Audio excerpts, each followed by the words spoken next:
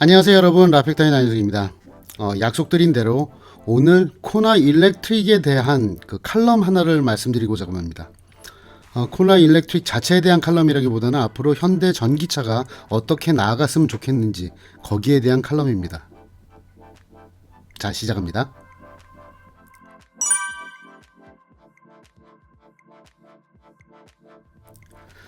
자, 첫 번째, 코나 일렉트릭이 왜 이런 특성을 갖게 되었을까? 여기부터 시작을 할게요. 물론 제 기준이 주관적일 것입니다. 사람이 객관적일 수는 없으니까요. 하지만 제 기준으로는 코나 일렉트릭은 아주 매끄러운 주행 질감을 가진 매끄러운 차예요. 그리고 저속 승차감은 아주 좋았습니다. 하지만 속도가 늘어날수록 차의 안정감은 떨어지고, 그리고 뒷바퀴 쪽에서 올라오는 소음도 즐겁지 않았습니다. 와인딩에서는 확실히 차를 다루는 것이 깔끔하지 않았고요. 그러니까 시내에 잘 어울리는 차다, 이렇게 생각이 되었던 겁니다. 자, 그런 특성이 왜 나타났을까? 거기에는 이유가 있습니다.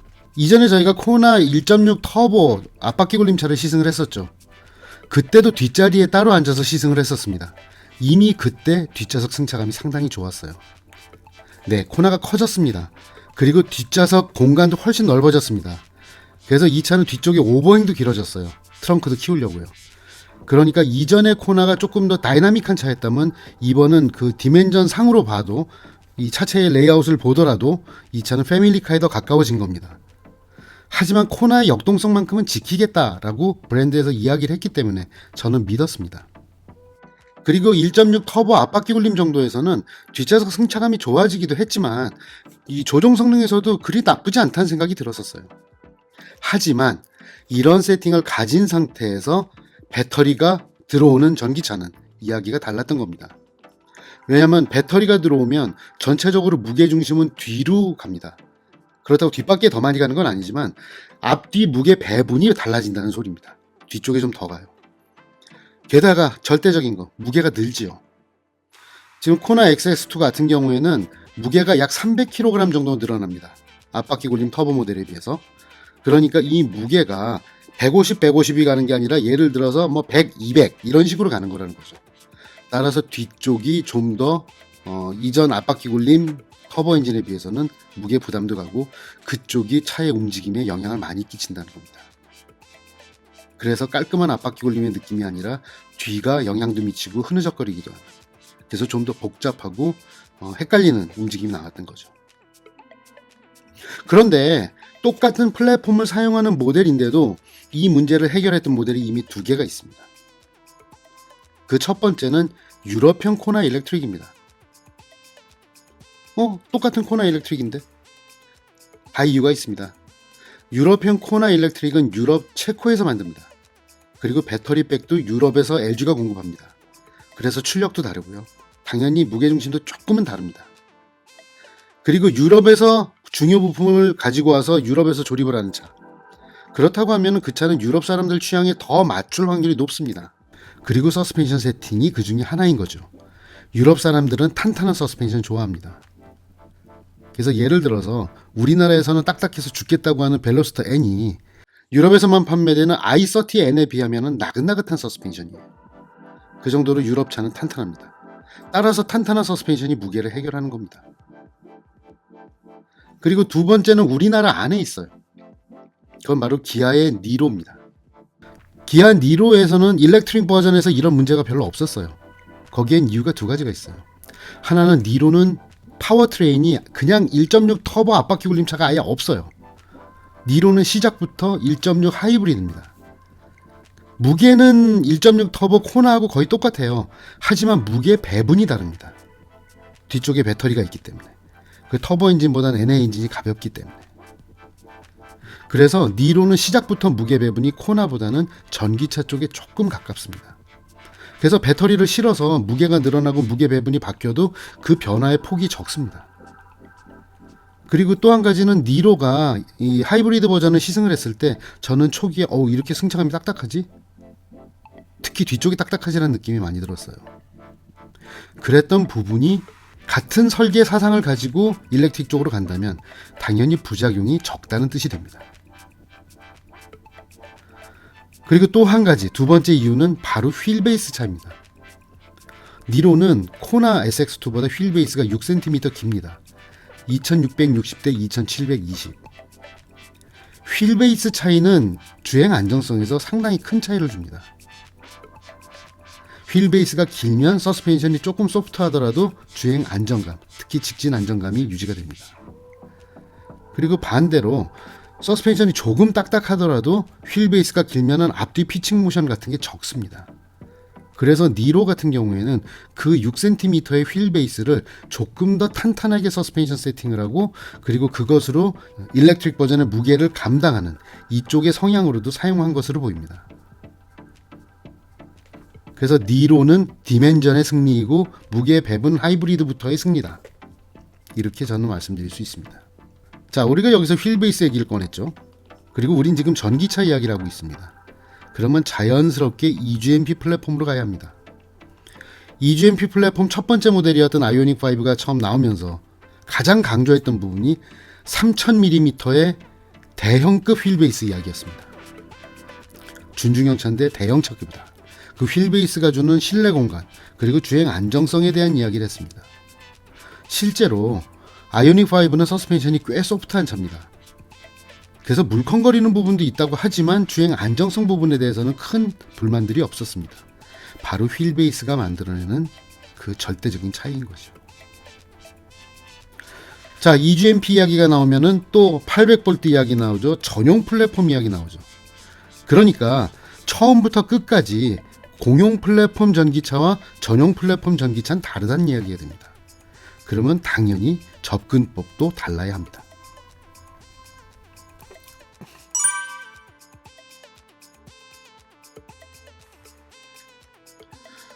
자, 현대차는 전기차를 프리미엄급으로 대우한다.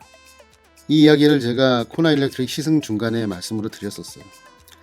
그게 그냥 코나 일렉트릭에만 하는 얘기가 아니었습니다. 오늘 드리고자 하는 이야기하고 연결되는 거였어요. 자, 그 이야기를 하기 전에 아이오닉이라는 브랜드 이야기부터 하죠. 벌써 몇 년 전이네요. 현대차하고 컨설팅을 통해서 이 아이오닉 브랜드를 앞으로 어떻게 할까라는 이야기를 했었습니다. 여러분 기억하시는지 모르겠지만 이 아이오닉은 원래 모델의 이름이었죠.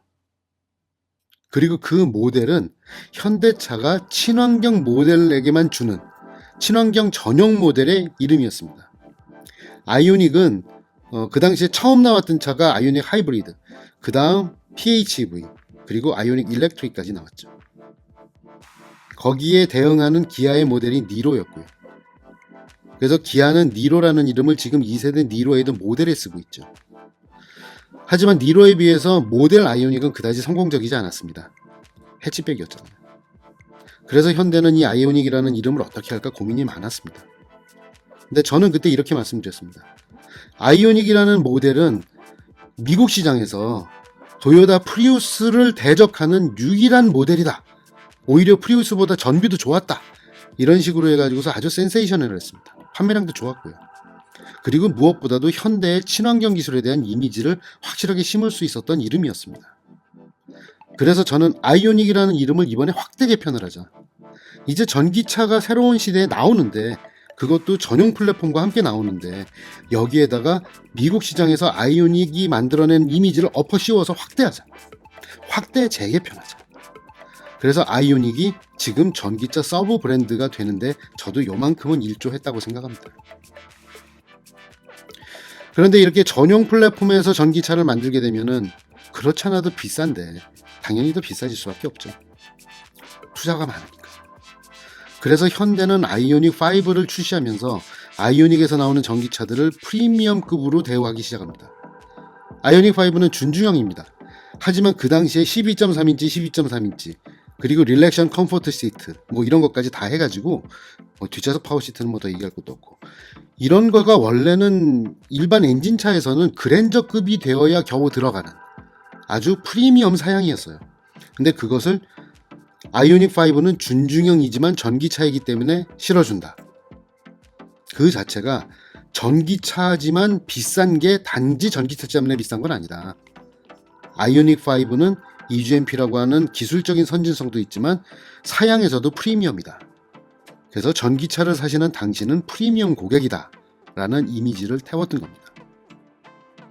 그래서 현재 출고되고 있는 아이오닉 5, 아이오닉 6, 그리고 EV6, 그리고 EV9은 말할 것도 없고, 이런 현대차 그룹에서 나오는 EGMP 플랫폼 기반의 전기차들은 사양이 동급 내연기관차보다 훨씬 높습니다. 프리미엄인 거죠. 그런데 저는 이제 앞으로의 전략을 좀 더 생각을 해야 될 거라고 생각합니다. 왜냐하면 전용 플랫폼 기반의 전기차들도 계속 나오겠지만 공용 플랫폼을 기반으로 하는 전기차들도 추가될 거기 때문입니다. 이 공용 플랫폼에서 전기차가 나온다. 이것은 어떤 목적일까요? 내연기관 차도 계속 만들어서 수익성을 최대한 확보하고, 그러면서 동시에 공용 플랫폼에서도 전기차를 만들어서 전기차의 보급량을 빠른 속도로 늘려나가겠다. 이런 것이겠죠. 그러다 보니까 여기서 문제가 생깁니다. 전기차 브랜드라고 따로 이름을 지어준 게 있는데 그러면 얘네들은 어떻게 불러야 되나? 이미 해외에서는 이런 고민에 대해서 어느 정도 답이 나오고 있습니다. 예를 들어 메르세데스 벤츠입니다. 메르세데스 벤츠는 메르세데스 EQ라고 해가지고 EQ를 전기차 전용 서브 브랜드로 만들었습니다. 근데 거기에 대해서 앞으로는 EQ라는 이름을 버릴지도 모른다라는 이야기가 나왔어요. 왜냐면 뭐 어차피 2030년 중반이 되면은 다 전기차인데 그땐 EQ라는 이름 따로 쓸 필요 없지 않나? 자연스러운 이야기죠. 그럼 어느 순간인가 EQS하고 S하고 이름을 어떻게 써야 될지 헷갈릴 겁니다. 자, 폭스바겐에서도 비슷한 고민을 했어요. 폭스바겐은 지금 전기차의 브랜드로 ID를 쓰고 있죠. 그래서 ID 2, 3, 4, 5, 6, 7 뭐 이런 식으로 가고, 근데 ID 버즈라는 이름이 또 나왔어요. 그리고 이제 앞으로 나올 9세대 골프라는 이름을 얘기를 할 때, 이거 골프라는 브랜드를 버리긴 아까운데, 그리고 지금까지 뭐 폴로, 골프, 파사트, 뭐 시로코 뭐 이런 식으로 자기 나름의 이름을 가지고 가면서 아주 중요한 브랜드로서의 역할을 했었던 그 이미지를 숫자만으로 표기한 거는 정말 한계가 있다.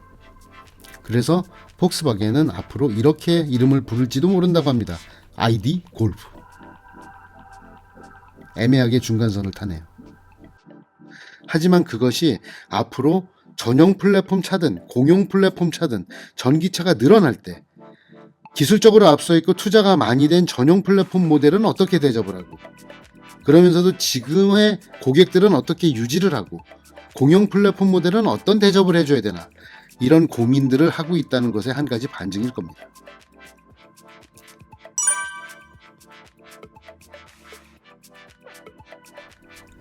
자, 여기서부터가 제 질문입니다. 코나 일렉트릭은 분명 프리미엄 코드를 가져갑니다. 왜냐면 코나 엔진차나 코나 하이브리드에 비해서 옵션이 좋아요. 다른 차에는 없는 헤드업 디스플레이도 있고요. 그리고 HDA2도 혼자 가져요. 그리고 FCA도 다른 차는 1.5 버전인데 얘는 2.0 버전까지 가능해요. 이 모든 옵션들이 다 고급차에 들어가는 옵션들이에요. 전기차들도 쓰지만, 자, 전기차, 아이오닉 같은 차 말고요. 엔진차에서는 고급차들만 쓰는 겁니다. 그런데 코나 일렉트릭이 이걸 썼어요. 그러니까 고급차 전략이라는 거예요. 자, 이렇게 고급차 포장을 했습니다.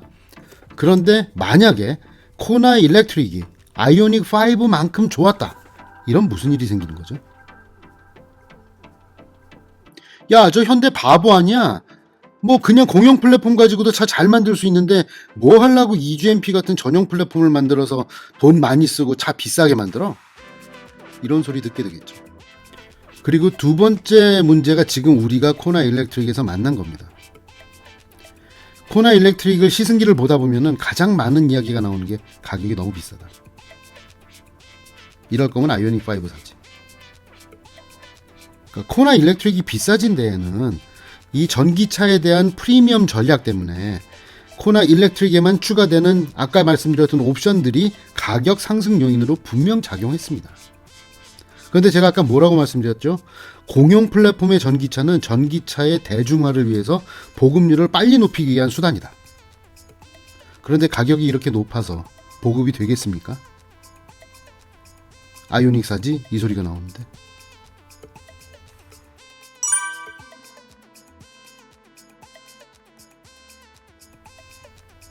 자, 그래서 저는 이제 현대차는 전기차 전략을 또렷하게 해야 될 필요가 있다라고 말씀드린 겁니다. 자, 아이오닉을 전기차 서브 브랜드로 만들 때의 이야기를 다시 한번 합니다. 하지만 이제는 챕터가 바뀌었어요. 전기차의 대중 모델과 프리미엄 모델 구분을 해야 되는 겁니다. 자, 아이오닉 브랜드, 그러니까 EGMP 플랫폼을 이용을 하는 아이오닉 브랜드 전기차들은 기술적으로 새로운 것을 시도하고 그리고 성능적으로도 최전선에 나가 있는, 즉 기술적 프리미엄 모델들입니다. 그리고 미래차에 조금 더 가까운 모델들입니다. 그래서 아이오닉 브랜드는 프리미엄 브랜드이어야 합니다. 프리미엄 전기차. 어떻게 보면 파이오니어 브랜드가 되는 거죠. 이에 비해서 공용 플랫폼으로 만들어지는 전기차는 바로 오늘의 고객들이, 오늘의 일반 대중 고객들이 접근할 만한 전기차를 제공을 하는, 즉 전기차의 대중화를 이끌어 나가는 브랜드가 되어야 된다는 겁니다. 자, 제가 코나 일렉트릭에서 실망을 했고 그랬지만 좋았던 부분이 있어요. 처음에 말씀드렸듯이 제가 만약에 코나 일렉트릭을 시내에서만 장 보러 가는 거, 학교에 애 데려다 주는 거, 아니면 간단한 출퇴근, 요런 도시 안에서 타는 상황이었다면 저는 아주 만족했을 거예요. 바퀴 굴러가는 느낌 좋죠. 그리고 저속에서 승차감 아주 나긋나긋하고 좋죠. 그때는 소음 문제도 전혀 없어요. 공용 플랫폼 차 가지고는 전용 플랫폼을 절대 따라갈 수 없는 것들이 있어요. 그건 물리적 한계거든요. 그래서 공용 플랫폼을 사용한 코나 일렉트릭은 자기가 할 수 있는 영역을 딱 정해서 거기에서 최선을 다하는, 그러면서 가격도 너무 비싸지 않게 만들어서 일반 대중들이 전기차에 접근을 하는데 큰 무리가 없는 그런 포지션을 했어야 됐던 겁니다. 가격이 높아지면 사람들은 거기에 대한 기대를 하게 됩니다. 기대가 크면 실망도 큰 겁니다. 게다가 앞으로 캐스퍼가 전기차가 나와요. 제가 얼마 전에 올렸던 포니 쿠페 EV에 대한 제 제안을 얘기했을 때 이 경차 전기차가 얼마나 중요한 역할을 하는지, 소형 전기차가 얼마나 대중화에 중요한 역할을 해야 되는지 그 말씀드렸습니다. 코나가 비록 커지긴 했지만 소형 SUV입니다. 그래서 그 소형 시장에서는 제일 끝단에 있는 프리미엄 소형이라고 합시다. 하지만 소형 SUV 모델들까지는 이 전기차를 대중화하는, 즉 가격적으로 가격적으로 접근성이 좋은 그런 모델이 되어야 합니다. 지금 우리가 받고 있는 전기차 보조금, 세제 혜택 언제까지 받을 수 있을까요? 보조금은 줄어들 수밖에 없습니다. 예산이 늘어나도 대수가 늘어나면 n분의 1 해야 되니까요. 따라서 전기차 자체의 원가가 떨어져 줘야지만 전기차가 대중화가 됩니다. 이럴 때 공용 플랫폼 전기차가 제 역할을 해야 되는 거죠. 이런 부분에서 코나 일렉트릭은 지금까지 가지고 왔던 현대차 전기차 프리미엄 전략의 마지막 모델이 되어주기를 바랄 뿐입니다. 지금까지 라펙터의 나윤석이었습니다.